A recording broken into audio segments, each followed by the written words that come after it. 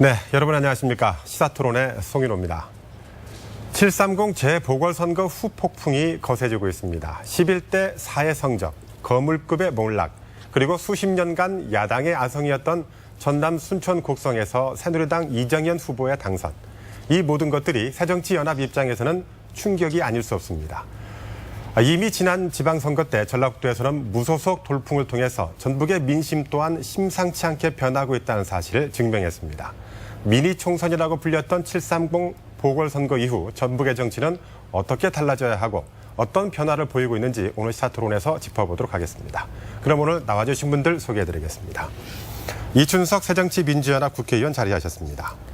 예, 반갑습니다. 네, 정운천 새누리당 전 전북도당 위원장 자리하셨습니다. 안녕하세요.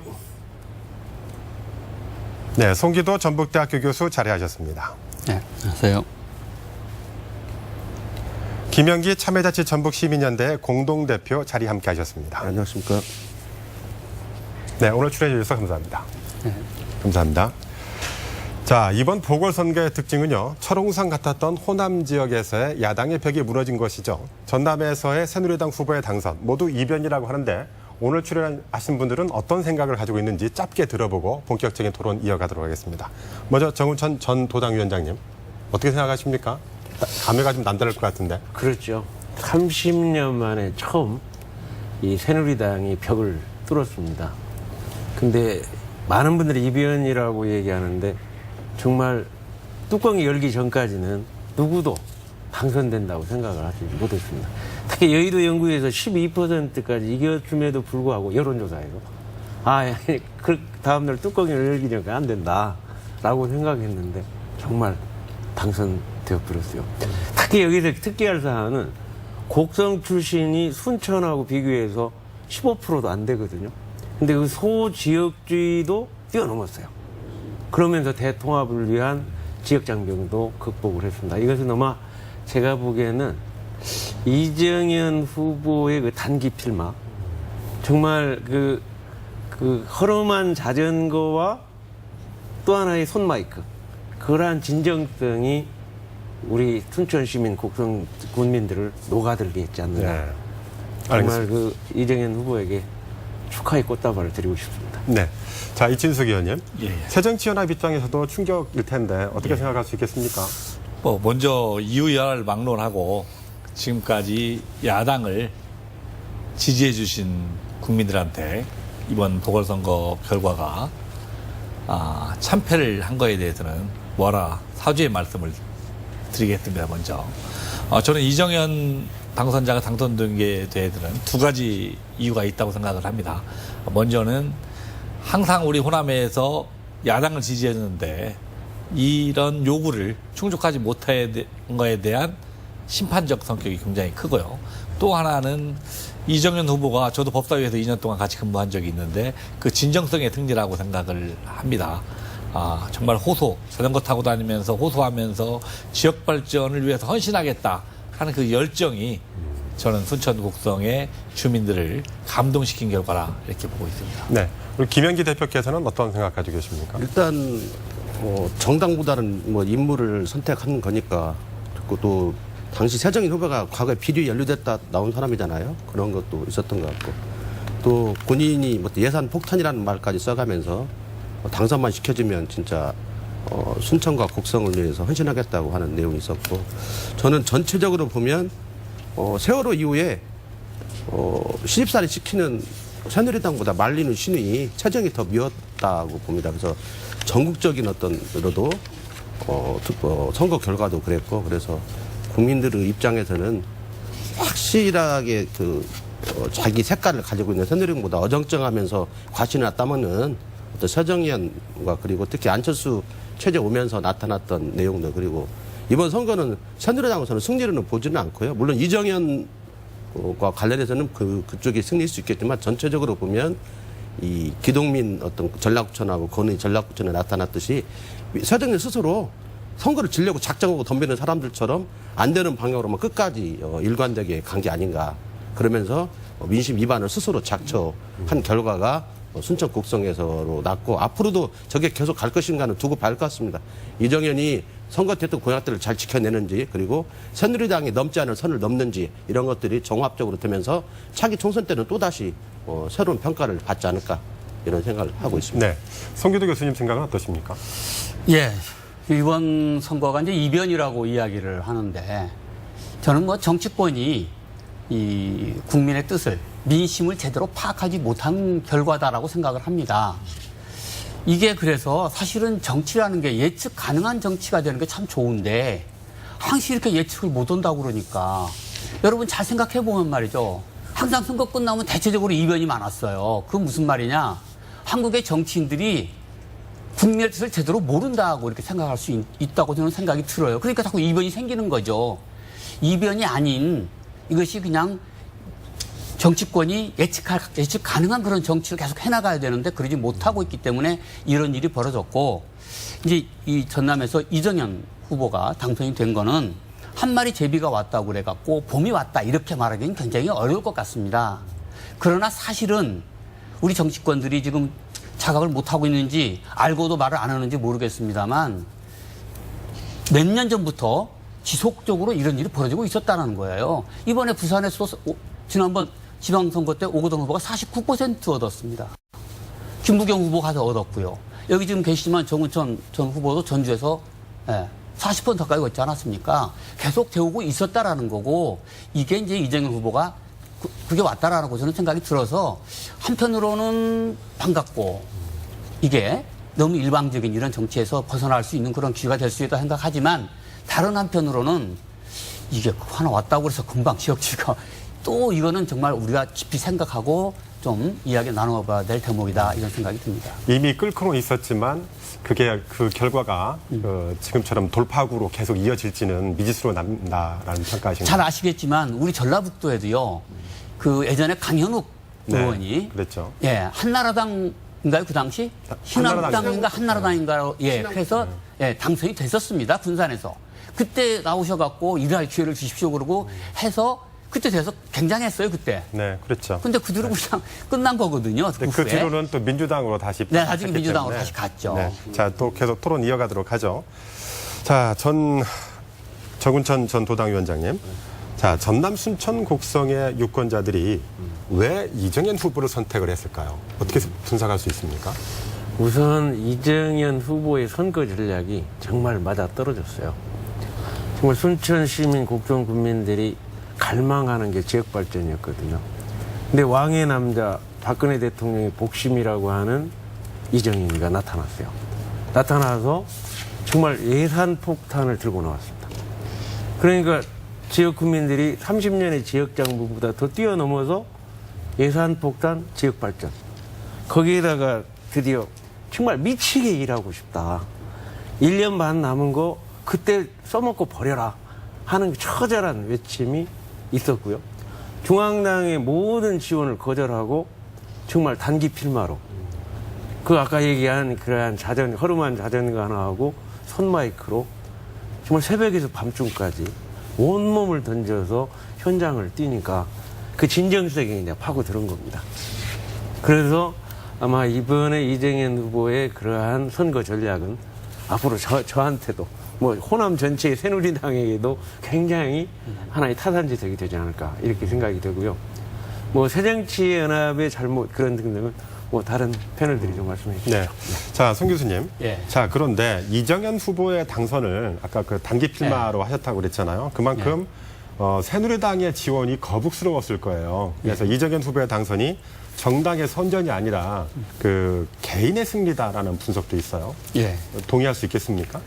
방금 우리 정우천 전 위원장님께서도 그런 말씀하시고 앞으로 이제 내 선거 전략에도 도움이 될 것이다 이렇게 말씀하셨는데 사실 저는 이제 이정현 후보가 이번에 분명히 그렇게 했죠. 정당이라는 걸 벗어버리고 혼자 개인의 능력을 가지고 했다. 아마 저 순천 곡성 이 시민들은 이정현이라는 사람이 박근혜 대통령의 남자 또 복심 그래서 실질적으로 권력에 가깝게 있고 또 이정현 후보가 거기 와서 예산 폭탄을 터뜨린다. 예산 폭탄 정도가 아니죠. 예산 원자 폭탄을 쏘겠다. 이렇게까지 이야기했어요. 1조 가까운 돈을 거기다 퍼붓는다고 그랬는데 그 말이 안 되는 거죠. 국회에서 이야기도 되지 않았습니까? 문제는요, 저는 두 가지라고 봐요. 이정현 개인이 열심히 뛰고 이렇게도 했지만 또 하나는 새정치민주연합이 너무 또 잘못한 거죠. 두 가지가 겹쳐서 그렇게 된 거고. 근데 저는 기본적으로는요, 이정현 개인이 이렇게 하고, 이게 과거에도 말이죠. 옛날에 은평에서 이재호 의원이 그렇게 해서 당선된 데가 있고, 또 경남에서 김태우 의원이 또 그렇게 해서 당선된 데가 있어요. 근데 저는 이거 바람직하지 않다고 봐요. 아니, 정당 후보로 나왔는데 정당을 지워버리고 개인으로만 뛴다. 정당 정치를 부정하는 거거든요. 그럼에도 불구하고 그 사람이 되고 나면 이제 또 다르긴 하겠지만 이건 역시 정당 정치 발전에 역행하는 거다. 혹시 정우천 전 의원님께서 혹시 나중에 나오시더라도 당당하게 새누리당으로 나오실 거면 나는 새누리당을 얻고 새누리당이 전라북도를 위해서 열심히 하겠다. 이런 식으로 나오셔야지 나는 그냥 새누리당 대충 빼고 말이죠. 나 이 정우천이가 열심히 이럴 테니까 이런 식의 선거운동 하려는다는 거는 결국은 주민을 속이는 것밖에 되지 않겠느냐. 저는 이정현 후보가 개인으로 된다. 우리 선에서 자꾸 이렇게 이야기하는 게 썩 정당 정치 측면에서 바람직하지 않다. 이런 생각이 듭니다. 네, 이춘석 의원님. 자, 이번 선거의 키워드에 대해서 여러 가지 분석을 하는데 새누리당의 승리가 아니라 새정치민주연합의 패배다라는 데 더 방점이 있는 것 같아요. 왜 이런 분석이 나온다고 보십니까?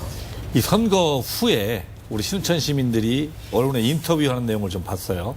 근데 이런 말씀을 많이 하시더라고요. 이번에는 정당이 아니라 인물을 보고 선택하겠다 하는 것이 주요했다고 봐요. 지난 6월 4일 지방선거에서 전라북도에서도 사실 새정치민주연합의 후보가 단체 장애 절반 정도가 떨어졌습니다. 그때 제가 중앙당을 상대로 도당위원장 사표를 내면서 정말 민심이 변하고 있다. 우리 새정치민주연합이 우리 호남에서도 호남민들의 그 민심을 읽지 못하면 정말 앞으로 심각한 위기가 올 것이다 하는 이야기를 했어요. 그런데 그 뒤에 우리 당에서 아무런 혁신적인 조치를 하지 않았습니다. 특히 이번에 공천 과정을 보면 여러 가지 잡음이 많았고 또 이 국회의원이 일정 역할을 지역을 위해서 헌신해야 하는데 지역을 위해서 헌신하는 거에 대한 공약 개발도 소홀히 했어요.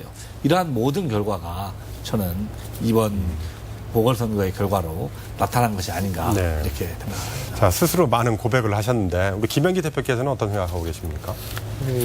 저는 뭐 선거 전략이니까 이정현 후보가 새누리당 이제 모르고 찍은 사람은 전 없다고 생각합니다.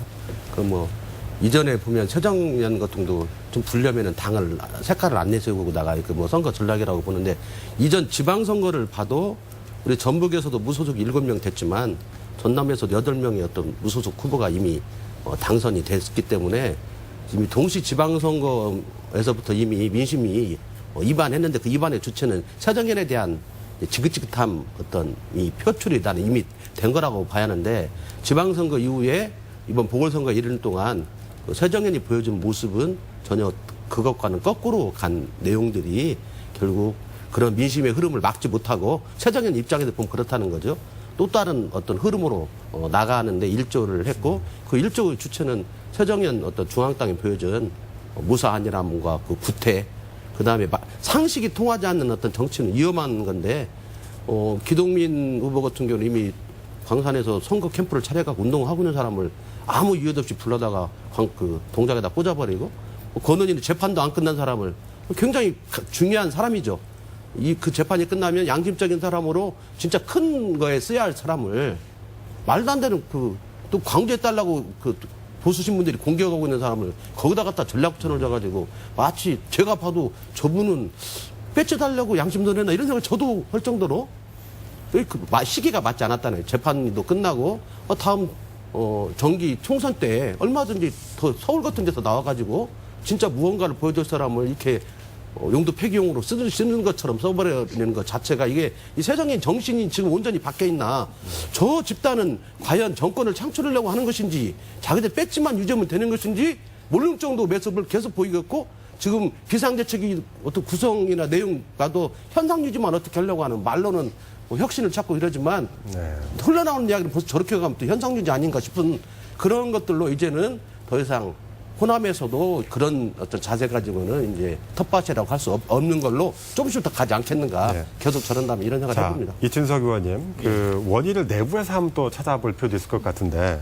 새정치연합 측에서는 이번 선거를 보면 당내 개파들이 오히려 선거에 도움을 주는 게 아니라 일부러 뭐 세박을 놓는 것 같다라는 느낌도 들 정도로 이렇게 굉장히 잡음이 많았어요.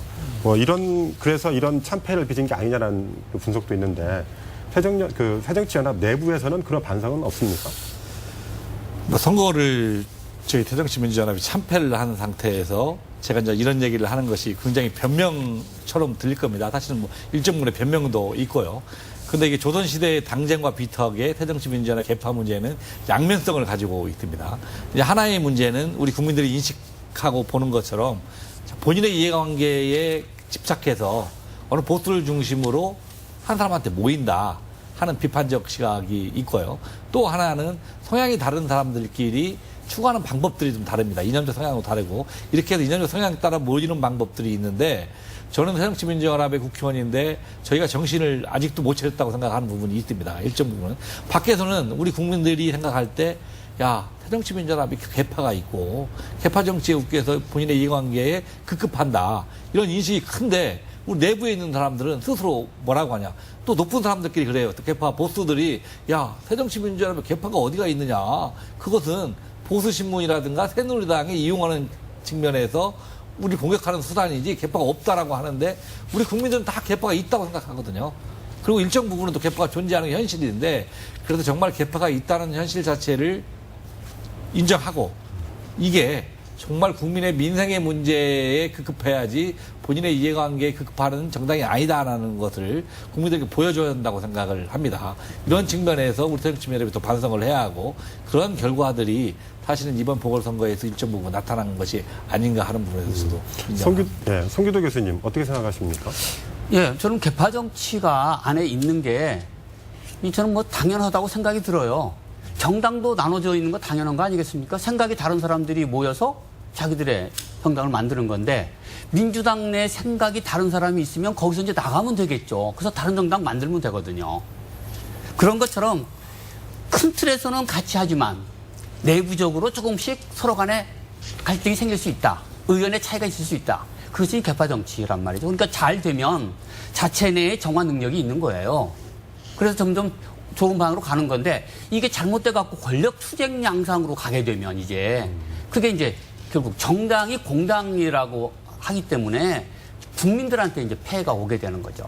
그러니까 이제 그런 걸 좀 해야 되는데 이제 이런 것들이 지난 예를 들면 2010년 총선 때에 나타나서 완전히 선거를 망쳤고 또 2012년 지선 때 또 선거 망쳤고 지난 20대 선거 때 그다음에 또 이번에 또 계속 반복되고 있단 말이죠.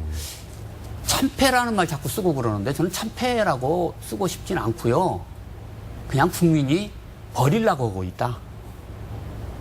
새정치민주연합이 이제 그만 버리려고 생각을 한다. 축구에서도요. 옐로카드 2번 나가면 레드카드 퇴장입니다. 이제 정말 새정치민주연합은 심각하게 고민해야 돼요. 국민이 왜 저러는지 그걸 잘 생각을 안 하시는 것 같아요.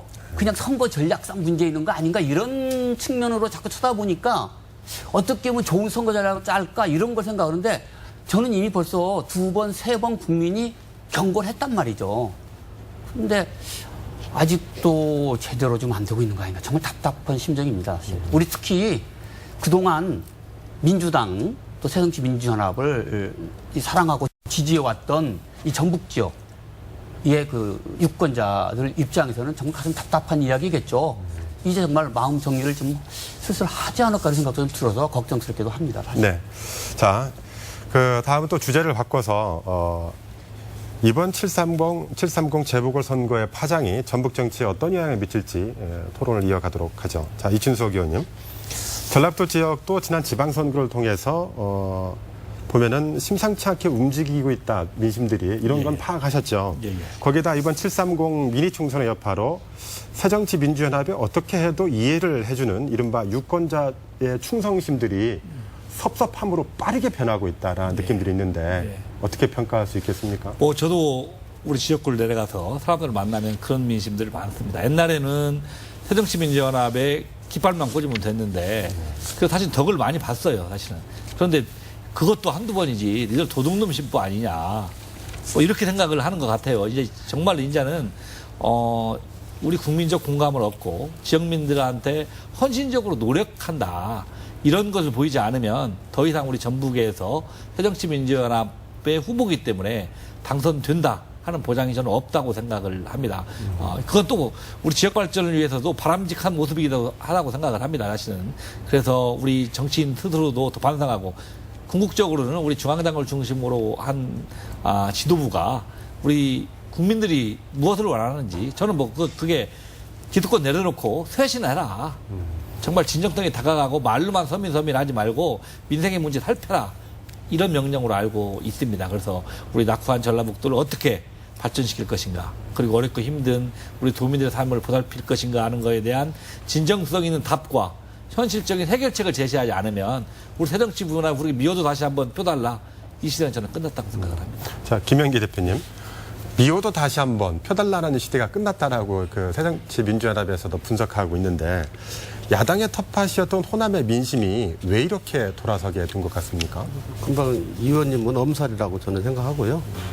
실제 현실은 뭐 지금 전라북도 전체가 다 최정현 국회의원이니까 이런 내용들이 이후 선거에서 어떻게 나갈지는 좀 다른 문제라고 좀 일단 생각을 합니다. 그리고 현재 이번에 뭐 비록 이정현 후보가 당선이 됐지만 결국 다음 선거에서도 또 당선이 될 것이라는 거는 누구도 예측할 수 없는 거고, 아직도 얼마 전 전라북도 선거 내용을 지방선거를 보면 전남이나 전북이 무소속 후보가 많이 됐지만 묻지마 투표 영향도 막강했습니다. 왜냐하면 우리 전북도 도의원 선거는 누군지를 모르니까 그냥 가서 찍는 선거거든요. 2명밖에 무소속이 안 됐고, 전남도 숫자가 여기도 훨씬 많지만 4명밖에 안 됐거든요. 그 이야기는 아직도 여전히 모르는 상태에서 그냥 민주당 새정연을 찍는 표가 한 20% 정도는 존재하고 있다는 것이 나타났고, 그건 또 거식에서 나타납니다. 이틀 동안 하는 사전투표를 보면 그 민주당 새정연 쪽에 몰표가 많이 가는 어떤 내용들이 있었죠. 이번 보궐선거 이제 곡성과 순창은 그 사전투표에서도 이정현 후보가 이겼다고 하니까 좀 다른 차원의 문제지만 전체적으로 그런 내용이 있습니다. 다만 현재 민주당이 우리 호남 사람들이 어떤 유권 역시 높아서 단순히 호남만 보면서 찍지는 않거든요. 전국적인 흐름과 항상 같이 하려고 앞서가려고 하는 내용이 있다고 본다면 새정연의 어떤 황골 탈퇴, 우리가 안철수가 결합되면서 가졌던 국민적인 어떤 열망이 있고 우리 전북도민의 열망이 있습니다. 저는 안철수 씨가 그대로 신당을 만들었다면 적어도 전라북도에서 일당이 됐을 걸로 예상하거든요. 저는 안철수 어떤 현상의 비극적인 종말은 없었을 것이다, 이런 생각을 하고 있는데, 그런 높은 유권자식이 현재 새정연을 쳐다보고 있는데 새정연이 과연 혁신을 제대로 할 것인가, 못 해낸다면 심각한 상황으로 저는 가고, 진짜 어떻게 보면 차기 총선에서 위험할 수 있다, 이렇게 봅니다. 근데 벌써부터 뭐 야권을 연대를 해야 한다는데 미리 여권을 통합을 하자, 이런 걸로 가서는 그 사람들 쉽게 합쳐갖고 또 분열을 해요. 그 정의당 사람은 너무 쉽게 보는 거고, 워낙 성향도 다른 데다가 그런 걸로 돌파구가 마련되지는 않을 것이다. 그래서 실제적으로 제가 볼 때는 손학규 씨가 선거 패배의 책임을 지고 정기 은퇴를 선언했는데, 이 정자 들어가는 사람부터 시작해서 이런 사람 다 같이 동반 은퇴해야 합니다. 최소한 일선에서는 물러나야 합니다. 이번에 그 공천파동도 시장도 정세균계하고 안철수 김한길계가 동작에서 부딪혔잖아요. 그 후보가 토착 후보가 정세균계고, 서가본도 이 친노 복잡합니다. 그래서 이런 각각 계보들이 무리하게 그 지역에서 이미 민심을 떠나간 사람들을 갖다가 앉히려고 하고, 낙하산들 앉히려고 하다가 지금 거기서부터 하도 상신해서 어긋나기 때문에 터지는 사건들이거든요. 그래서 이 당대표나 노리는 뭔가 정권 책임자보다는 배지나 유지하려고는 원로들이 다 퇴진하는 각 개파의 보수 퇴진하고 40대나 50대 젊은 어떤 새로운 지도력이 나와야만 하고, 저는 이 의원님 같은 경우는 그런 거에 출마를 한다고 생각하는 사람입니다. 이제 더 이상 그 60대, 70대에 늙은 호랑이들 쫓지 말고 자기 스스로 자기 어떤 정치력들을 확보해 나갈 때만이 그런 사람들이 모여오고 많아져야만 새정연이 바뀔 수 있다. 저는 이렇게 보고 있습니다. 송기도 교수님 생각은 어떻습니까? 예, 저는 정치는 말이죠. 국민에게 꿈과 희망을 제시해야 된다고 저는 생각을 합니다. 그래서 이제 사실 선거 때 좋은 후보를 뽑는 거죠. 그걸 실현하기 위해서. 근데 정당들이 말이죠.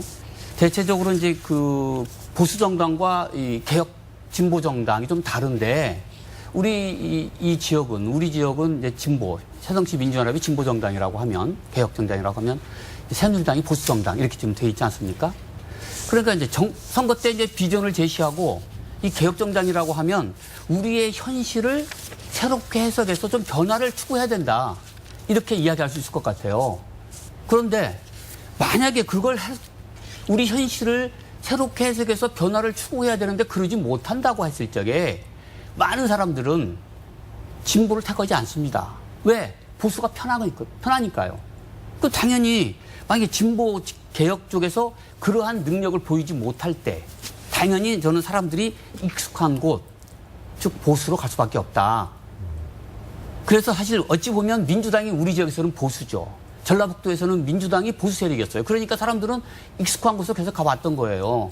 그러니까 전라북도에 다음에 선거를 놓고 보자고 하면 1년 반 정도 더 남았는데 새누리당이 정말 개혁적으로 들고 나오면 전 상황은 얼마든지 바뀔 수 있다고 봅니다. 네.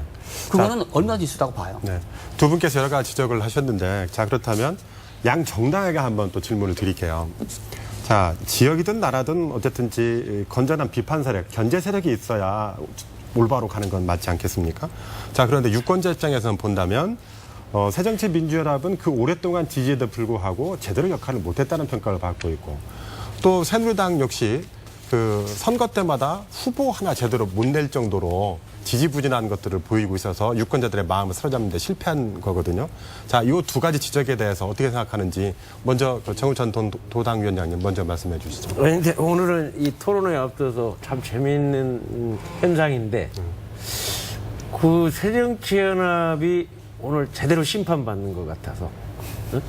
과거에는 이번 7.30 선거도 새정치연합이 정권 심판론을 들고 나왔는데 오히려 부메랑이 돼서 새정치연합이 지금 심판받고 있는데 오늘 다 고해성사도 하고 자가 비판도 하고 좀 뭔가 잘 될 것 같다는 생각이 듭니다. 특히 말씀 주신 우리 새누리당의 후보 공천을 못한다는 사실 뼈아픈 지적 인정합니다. 그런데 지금 222명이 선거직이거든요. 지자체. 근데 전라북도에 지금 24년 동안 한 명도 없습니다.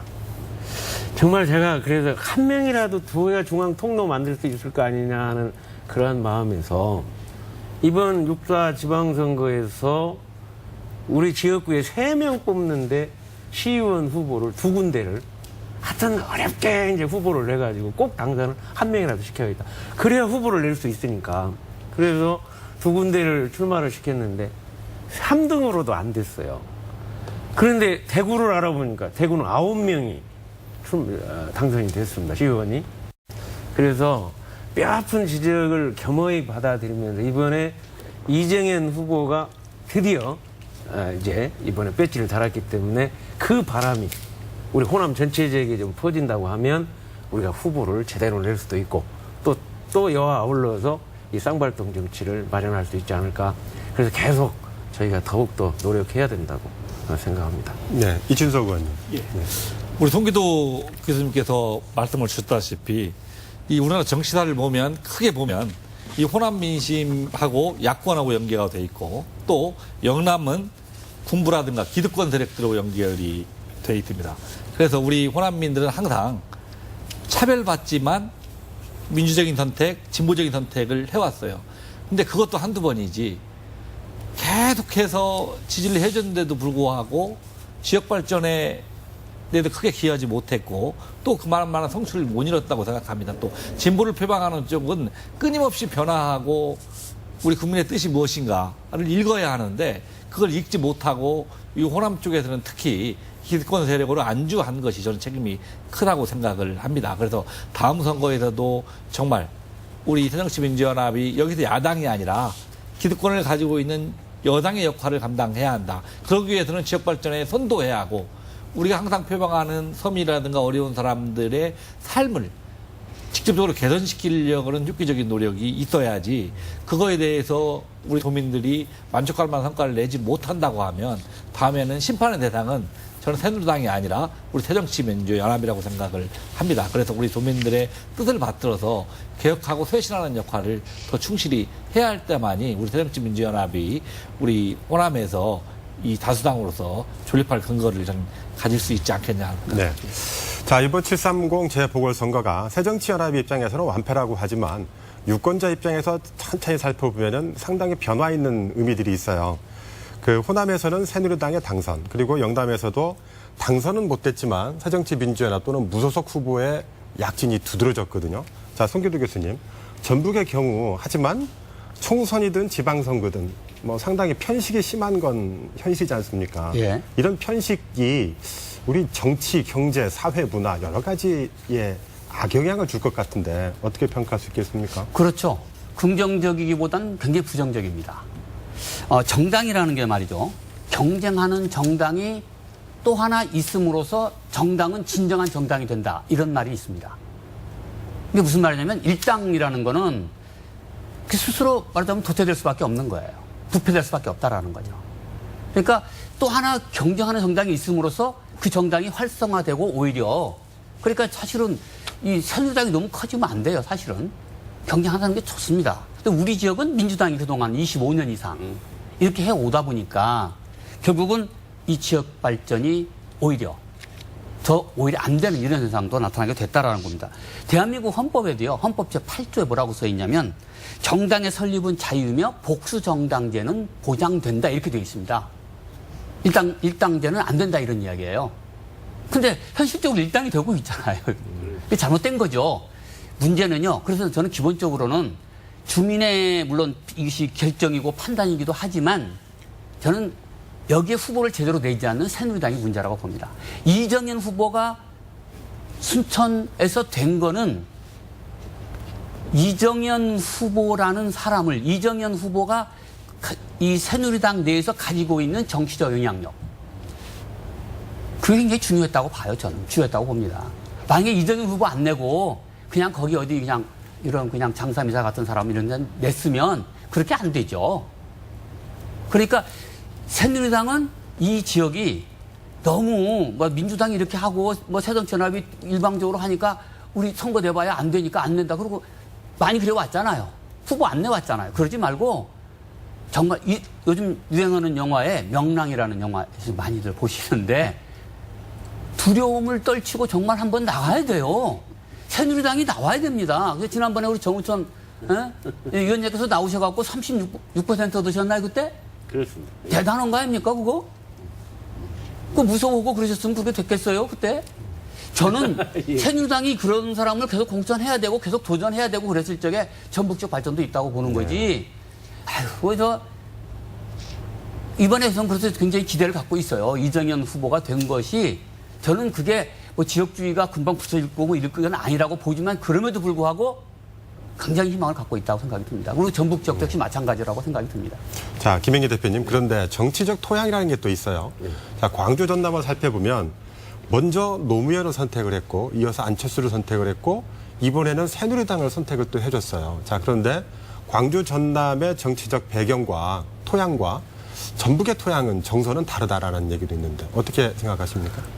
우리 전북은 과거로 보면 그 경상도 정권으로부터 차별도 받고 전라도 정권한테도 차별받은 곳이잖아요. 그래서 전북의 어떤 민심도 그렇고 정치권들도 독자 생존의 어떤 정치라기보다는 기생 정치에 익숙해져 있다. 저는 이렇게 평가를 합니다. 그래서 전라북도 정치인들이 독자적으로 자기 세력화를 제대로 시도하지 못하고 물론 과거 삼김 시대에도 우리 유감스럽게도 전라북도 지도자는 사쿠라 논쟁에 휩싸이면서 제대로 역할을 못 해냈고 최근에 오더라도 뭐 국회의장까지 배출하고 이랬지만 내용을 뜯어보면 그 수도권이나 타 지역의 초선 의원만도 못한 어떤 자기 자신의 어떤 영단은 깼지만 지역이나 전체를 위해서 그렇게 큰 역할을 못 해낸 것들이 많다 보니까 우리 전라북도 같은 경우는 전남이나 광주에 비해서 더 선택이 좀 느리고 약간 전남 광주에 비교하면 선도적이지 못하다 저는 그런 어떤 느낌을 갖고 있습니다. 그래서 그 어떤 좋은 일은 또 항상 또 광주 전남한테 뺏기는 어떤 형국들이 나타나고 있는 것 같고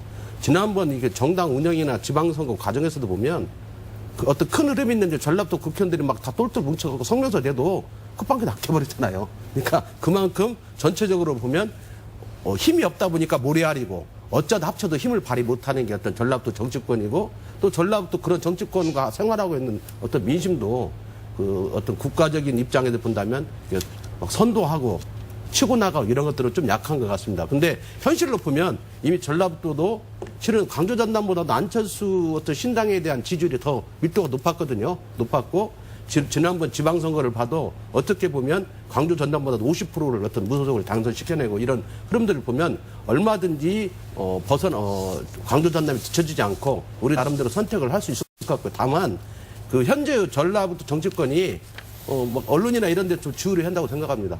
왜냐하면 초선이기 때문에 일을 못하는 건 저는 아니라고 보고 초선들이 5, 6내를 내니까 일을 못한다 저는 이렇게 본다. 초선이니까 국회에서도 공격적으로 나가고 의정활동 열심히 하면 얼마든지 중진 대우를 받을 수 있는 스스로 알아서 개파 보스 밑에 가서 길라고 하고 이러다 보니까 초선이 몰라도 저거 너무 많이 하는 거죠. 그러다 보니까 초선이 문제가 있는 거다. 그래서 저는 전라북도 국회의원들이 과감하게 뭐 각종 정당의 선거에도 막 진출하고 그래서 지더라도 붙고 이런 과정을 해야지 너무 수도권이나 경상도 의원들 품 안에서 어떻게 공천권이나 보장받으려고 해갖고는 되지 않는다는 거라고 보고요. 우리 전라북도 도민들도 그러한 옛날 정동영 의원이 건너갑을 극복해 나가면서 어떤 정치 주자로 부각이 된 적이 있잖아요. 마찬가지로 그런 시도가 있었을 때 적극적으로 지지를 해줌으로써 홀로서기를 해야 한다고 생각해요. 이 홀로서기 구호를 쓰다 보니까 조은찬 전 장관님 생각이 나는데 현재 새누리당은 홀로서는 게 아니거든요.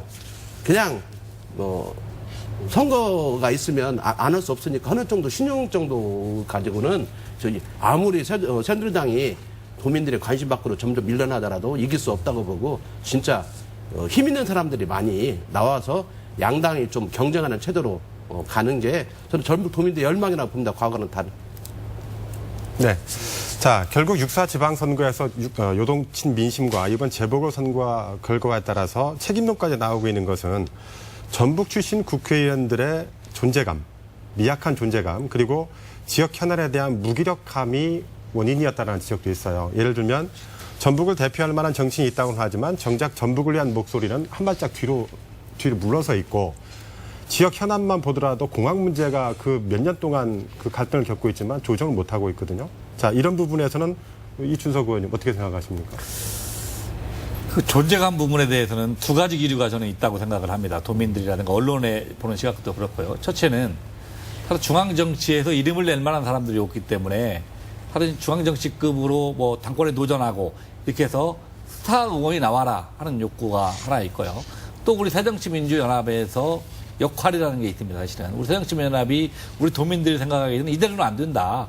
변화와 혁신을 꾀하라 하는 그 역할을 우리 전라북도 의원들이 담당해달라는 요구가 있습니다. 이 두 가지가 같이 갈 수도 있고 달리 갈 수도 있습니다. 그래서 이 부분은 의원 개개인마다 어떤 선택을 하느냐 하는 부분이 좀 달라질 수 있을 거라고 생각을 하고요. 제가 여기서 휴초리 맞을 자리에 왔는데 또 한 가지 변명을 또 하겠습니다. 하여튼 무기력하다라는 부분에 대해서는 저는 동의하지 않습니다. 왜냐하면 제가 18대 국회의원을 할 때 우리 새정치민주연합을 움직일 수 있는 당대표, 원내대표급들이 많았습니다. 그런데 그때 사실은 그 LH공사의 유치 문제 때 단 한 번도 목소리를 뺏겼습니다. 사실은. 무기력하게 당했는데 저희 19대 국회의원은 초선으로 이루어졌지만 사실은 전라북도에 괄목할 만한 기여를 했어요. 사실은 도민들이 평가를 잘 안 해주셔서 그렇지. 우리 정은천 위원장도 많이 도와주셨지만 사망금 특별법이라든가 기금운용법 유치, 예산의 6조 시대를 열었던 것이 사실 초선 의원들이 주축이 됐던 19대 국회였거든요. 그래서 그런 평가들은 좀 달리 할 필요가 있다고 생각을 하고요. 저는 이 부분, 우리 전라북도 발전하기 위해서는 이 부분을 한번 넘고 넘어가야 할 거라고 생각을 합니다. 과연 전라북도가 전국적인 인물이 나왔을 때 전라북도가 발전할 수 있겠느냐. 이런 부분에 대한 판단 문제. 저는 왜 그런 생각을 하냐면 제가 예결단위에 간사를 맡다 보니까 전라북도가 성장하지 못하는 것들이 뭐 새만금이라든가 이런 대형 사업에 집중하다 보니까 정말 알토라 같은 이 사업들을 못한 부분에 책임이 있다라고 생각을 합니다. 그래서 저희도 정치권도 우리 도민들의 뜻이 무엇인지 우리 전라북도 발전을 위해서 하는 것이 무엇인지 지금 사실은 뭐 존립의 근거를 상실하는 새정치민주연합을 위해서 나아야 할 길이 무엇인지에 대해서 고민하면서 그 길을 찾아가겠다는 말씀을 드립니다. 네. 자, 다음은 전북정치해부는 변화의 바람은 무엇인가 짧게 또 짚어보고 넘어가도록 하겠습니다. 자, 정 위원장님. 변화는 내부의 변화가 있고 외부의 변화가 있죠. 그동안 굳게 닫혔던 문을 전남이 먼저 열어줬다는 셈이 드는데, 자, 이번 이정현 후보의 당선이 지역구도를 타파하는 전환점이 되었다는 생각은 뭐 똑같고요. 그렇습니다. 자, 그렇다면 새누리당의 전북도당, 그건 어떤 역할을 해야 될 것 같습니까? 우선 지금까지 새누리당 전북도당 존재감 거의 없었습니다. 당선이 되죠. 그런데 2년 전에 정말 30% 지지를 얻겠다고 대통령 선거에서 그렇게 주장하고 나서 중앙당에 먼저 줄 거 달라 해가지고 아까 이춘석 위원장 말씀대로 정말 생활개발청 만드는 생활특별법 그거 만들어냈잖아요. 또 400조 기금운용본부 갖다 놨어요. 그렇게 해가지고 이제 시민들한테 도민들한테 지지를 얻겠다고 했는데 그게 불과 13.2% 나오고 말았습니다. 근데 그때 문재인 후보는 4년 전 정동영 후보의 80%를 86%나 6% 올라갔어요. 그러니 중앙에서 대통령이 중앙당이 생각할 때 이렇게 해줬는데 하고 다시 포기로 돌아갔습니다. 그런데 다행히 이번에 이정현 의원이 당선됨으로 해서 중앙당이나 청와대에서 호남에 대한 관심, 지원 달라질 겁니다. 이 달라지는 기회를 철저하게 우리가 관리하고 또 호소해서 이제 드디어 호남 전체에게 새로운 물결을 만들어내는 그 기폭제를 못 만들어낸다면 또다시 도로아미 탑을 또 포기 정책으로 할 거다. 그래서 저희 도당이 지금 해야 할 이 기회를 제대로 포착해서 중앙과 통로 역할을 확대하는데 정말 열심히 노력한다고 한다면 새로운 지평을 열 수 있을 것이다. 이렇게 보겠습니다. 자, 이번에는 눈을 새정치연합으로 돌려보도록 할게요. 자, 이춘석 의원님, 전북도당도 그동안 뭐 공동대표라는 어정쩡한 체제로 됐었는데 지금 사퇴를 하시고 공석이잖아요. 예, 예. 자, 이런 730 후폭풍의 여파가 그 전북도당에서는 그 뼈아프다라고 말씀하셨는데 그렇다면 앞으로 어떻게 하실 겁니까? 뭐 제가 사실 주체적으로 어떤 할 수 있는 역할은 없는 거고요. 이런 생각을 해봅니다. 사실은 안철수 대표가 공동대표로 들어왔어요. 사실은 그 열망이 정말 우리 국민들이 기존에 있는 정당 잘 못 믿겠다. 기득권 버리고 새로운 정치를 해달라 해서 사실은 우리 공동대표로 들으면서 새정치민주연합으로 이름도 바꿨습니다. 사실은 저는 이 안철수 대표가 사실은 몰매를 맞고 지금 물러나갈 상황이 됐지만 안철수 대표로 나타났던 새정치의 열망은 그대로 살아있다고 생각을 합니다. 전국적으로. 그런데 사실은 우리 전라북도에서는 새정치민주연합이 안철수 신당과 국민재가 합치면서 이게 정당이 색깔을 잃어버린 잡탕당이 돼버려가지고 온갖 퇴진한 정치 세력이 다시 복귀해가지고 난장판을 잃어버리고 지난 지방 선거에서 그게 참패로 이뤘다고 생각합니다. 저는 그 결과를 겪으면서 이런 생각을 하게 됩니다. 정말. 우리 전라북도 도민들이 상처도 많이 받고 어려움이 많습니다. 그래서 이제는 사실 우리 전라북도 국회의원들이나 전라북 정치권이 중앙당이나 중앙에 얽매이지 않고 자체적으로 좀 뭔가 전북의 활로를 찾고 우리 서민들의 생활을 개선할 수 있는 스스로의 이 자존책을 찾아야만 우리 전라북도가 사실은 뭐 그것이 우리 새정치민주연합이든 새누리당이든 그 역할을 감당할 수 있지. 중앙당에서 뭘 해주겠지. 정부에서 뭘 해주겠지 기대했을 때는 저는 희망이 없다고 생각을 합니다. 그래서 앞으로 새정치민주연합의 전라북도 도당도 누가 맡든 저 소속된 국회의원이기 때문에 우리 전라북도 발전을 위해서 어떻게 할 것인지 이 어려운 서민들의 삶을 구체적으로 어떻게 개선시킬지에 대해서 도당 차원에서 새로운 접근이 저는 필요하고 네. 그런 노력들을 해야 한다 이렇게 생각을 합니다. 자, 시간 관계상 마지막 질문이 될 것 같은데요. 송기도 교수님하고 김영기 대표께 같이 여쭙겠습니다. 자, 이번 재보궐선거를 계기로 새누리와 새정치연합의 전북도당에 무엇을 주문을 하고 싶으십니까? 먼저 송 교수님. 인사가 만사다 이런 말 있잖아요. 그럼 정당에서도 제일 중요한 게 저는 어떤 후보를 내느냐. 즉 공천이라고 이야기할 수 있을 것 같아요.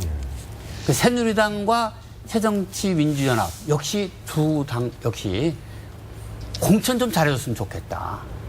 새누리당에 부탁하고 싶은 거는 우리 전라북도 지역에서 정말 좀 이제 좀 당선될 만한 사람, 좀 능력 있는 사람, 우리 도민들이 생각할 적에 그래도 이 정도는 돼야지 좀 나를 대표할 수 있겠다 생각되는 사람을 뽑아서 좀 공천을 해주셔야지.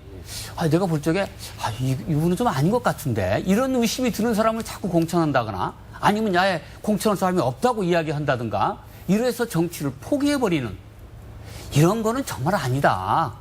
대한민국의 집권당으로서 이건 말이 안 된다라고 생각이 들고요. 정말 좀 이제 좀 그래서 우리 전라북도가 새누리당도 이제 우리한테 신경을 쓰고 그렇다면 우리도 선택을 좀 해보자. 이렇게 선택할 수 있게끔 해줬으면 좋겠다라고 생각이 들고요. 새정치민주연합은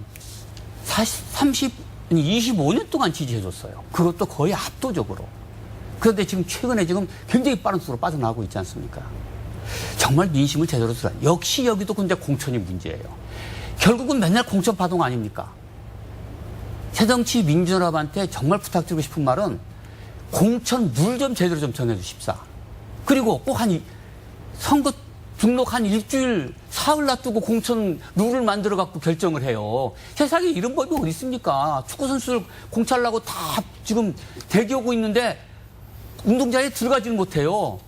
룰이 안 만들어져서. 그러고도 이게 지금 공단이라고 이야기할 수 있냐고요. 저는 지금부터 당장 지금 새정치민주연합은요, 앞으로 지금 1년 반 이상 남았으니까 지금 빨리 공천 룰을 정해서 우리 전라북도에서는 이런 사람을 우리는 후보로 공천하겠다라고 그리고 이런 방식으로 하겠다라고 미리 이야기를 해줘야지 많은 사람들이 그것에 의해서 준비하고 그렇게 할 거 아닙니까? 그런 것이 없으니 그럼 누굴 바라보고 정치를 해요? 예. 새정치민주연합도 정말 역시 저도 공천이라고 봐요. 전라북도 도민들에게 정말 좋은 사람들 우리 공천하겠다라는 걸 그걸 공천 룰을 좀 미리 만들어서 좀 해줘야 된다 생각이 듭니다. 알겠습니다. 김현기 대표께서는 어떤 것을 주문하고 싶으십니까? 새누리당은 지금까지는 정당이라고 말할 수 없다고 생각이 듭니다. 전라북도 당은.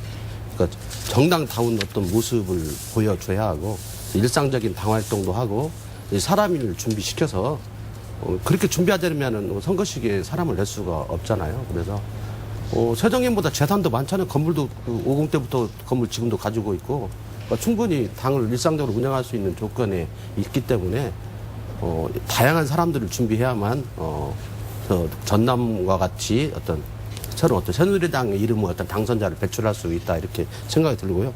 최정현 같은 경우는 야당다운 야당이 되어야 할 것 같습니다.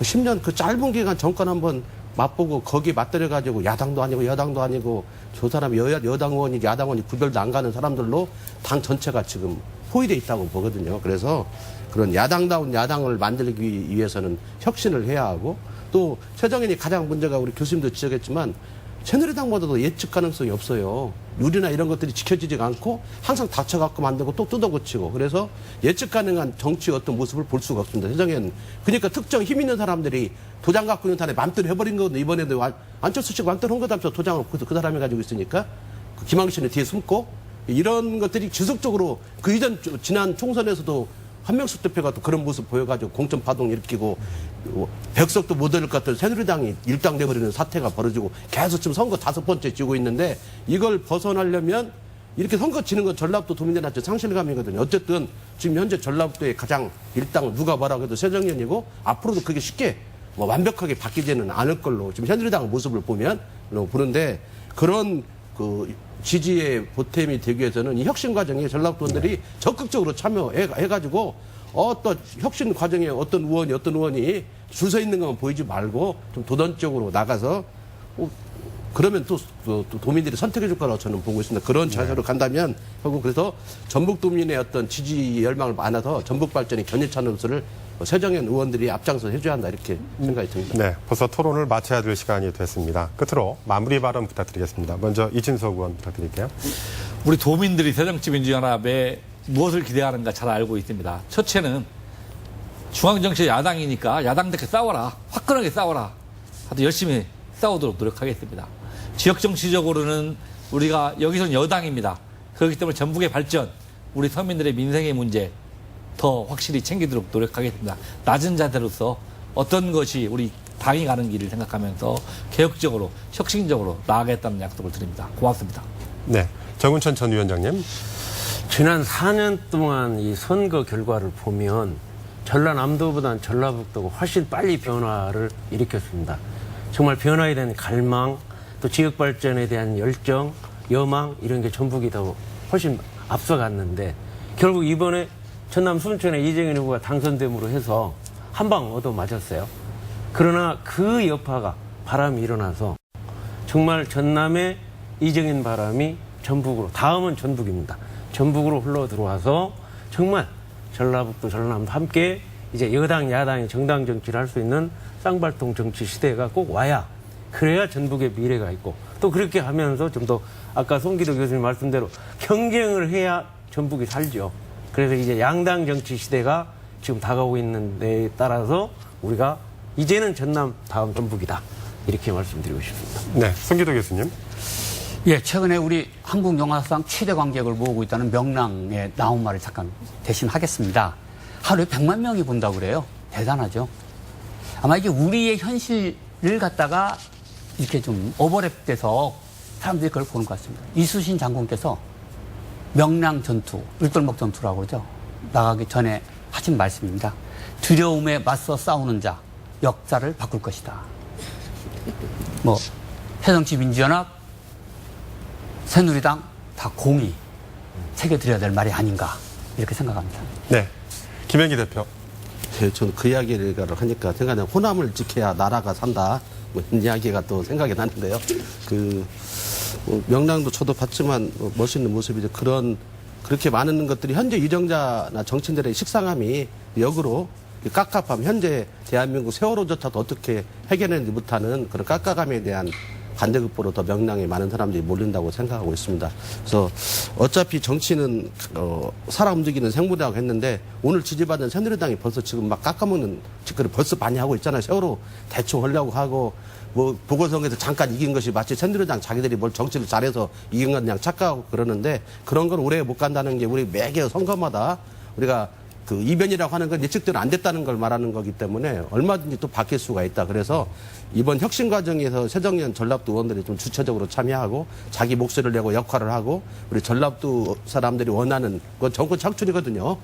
그 국회의원 배지부터 한두 명 줄고 이런 문제가 아니고, 이 정권을 창출할 수 있는 정당으로 거듭나는 모습을 보인다면 또 잃었던 지지를 회복할 수 있을 것이다, 이렇게 보고 있고요. 네. 새누리당도 끝까지 노력한다면 한 석이 아니고 두 석, 세 석도 얻을 수 있는 얼마든지 상황이 도래하고 있기 때문에 많은 사람들 준비해서 함께 나가야 한다고 생각하고 있습니다. 네, 시청자 여러분 어떻게 보셨습니까? 오늘 시사토론에서는 최근 치러진 7.30 재보궐선거 이후 나타나고 있는 전북 정치의 지각 변동에 대해서 살펴봤습니다. 민심은 변화란 것이죠. 행동하지 못하는 정치는 아무리 거대 정당이라고 할지라도 존속하기 힘들 것입니다. 최근의 선거를 통해서 그런 조짐들이 곳곳에서 발생하고 있다는 사실을 다시 한번 확인할 수 있었습니다. 다음 총선은 2년 뒤 2016년 4월에 치러집니다. 전북 유권자들의 민심을 읽는 사람이 누가 될 것인지 그때까지 치열하게 뼈를 깎는 자구의 노력이 필요해 보입니다. 오늘 토론 여기서 마치겠습니다. 시청해 주셔서 감사합니다.